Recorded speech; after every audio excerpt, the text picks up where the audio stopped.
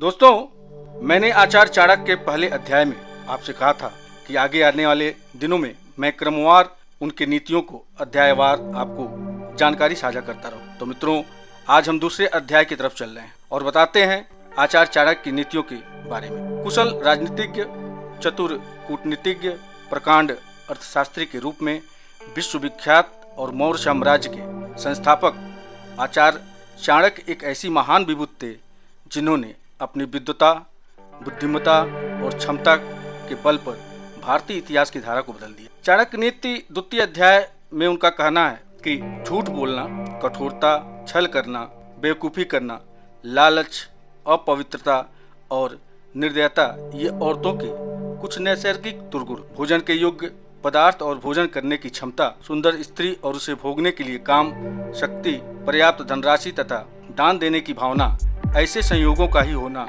सामान्य तप का फल नहीं है। उस व्यक्ति ने धरती पर ही स्वर्ग को पा लिया जिसका पुत्र आज्ञाकारी है, जिसकी पत्नी उसकी इच्छा के अनुरूप व्यवहार करती, जिसे अपने धन पर संतोष है। पुत्र वही है जो पिता का कहना मानता हो, वही पिता वही है जो पुत्रों का पालन पोषण अच्छे से करता हो। मित्र वही है जिस पर आप विश्वास कर सकते हो और पत्नी वही है जिससे सुख प्राप्त हो। ऐसे लोगों से बचें जो आपके मुंह पर तो मीठी मीठी बातें करते हैं लेकिन आपके पीठ पीछे आपको बर्बाद करने की योजना बनाते हैं। ऐसा करने वाले तो उस विष के घड़े के समान हैं जिसकी ऊपरी सतह दूध से भरी होती है। एक बुरे मित्र पर तो कभी विश्वास न करें, अच्छे मित्र पर भी विश्वास न करें, क्योंकि यदि ऐसे लोग आपसे रुष्ट होते हैं तो आपके सभी राज से पर्दा खोल देंगे। मन में सोचे हुए कार्य को किसी के सामने प्रकट न करें, बल्कि मनन पूर्वक उसकी सुरक्षा करते हुए उसे कार्य में परिणत करें। मूर्खता दुखदायी है, जवानी भी दुखदायी है, लेकिन इन सबसे कहीं ज्यादा दुखदायी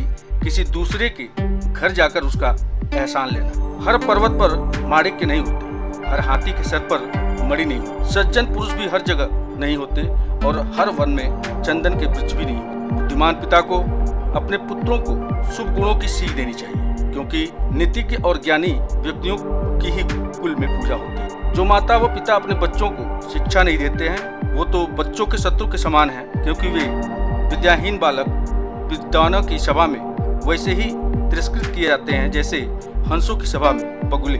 लाड़ प्यार से बच्चों में गलत आदतें डलती हैं, उन्हें कड़ी शिक्षा देने से वे अच्छी आदतें सीखते हैं। इसलिए बच्चों को जरूरत पड़ने पर दंडित करें, ज़्यादा लाड़ ना करें। ऐसा एक भी दिन नहीं जाना चाहिए जब आपने एक श्लोक, आधा श्लोक, चौथाई श्लोक या श्लोक का एक अक्षर नहीं सीखा, या आपने दान, अभ्यास या कोई पवित्र कार्य नहीं किया। पत्नी का वियोग होना, अपने ही लोगों से बेइज्जत होना, बचा हुआ ऋण, दुष्ट राजा की सेवा करना, गरीबी एवं दरिद्रों की सभा, ये 6 बातें शरीर को बिना अग्नि के ही जला देती। नदी के किनारे वाले वृक्ष, दूसरे व्यक्ति के घर में जाने अथवा रहने वाली स्त्री एवं बिना मंत्रियों का राजा, ये सब निश्चय ही शीघ्र नष्ट हो जाते हैं। एक ब्राह्मण का बल तेज और विद्या है, एक राजा का बल उसकी सेना में है, एक वैश्य का बल उसकी दौलत में है, वहीं एक शूद्र का बल उसकी सेवा परायणता में। वेश्या को निर्धन व्यक्ति को त्याग देना चाहिए, प्रजा को पराजित राजा को त्याग देना चाहिए, पक्षियों को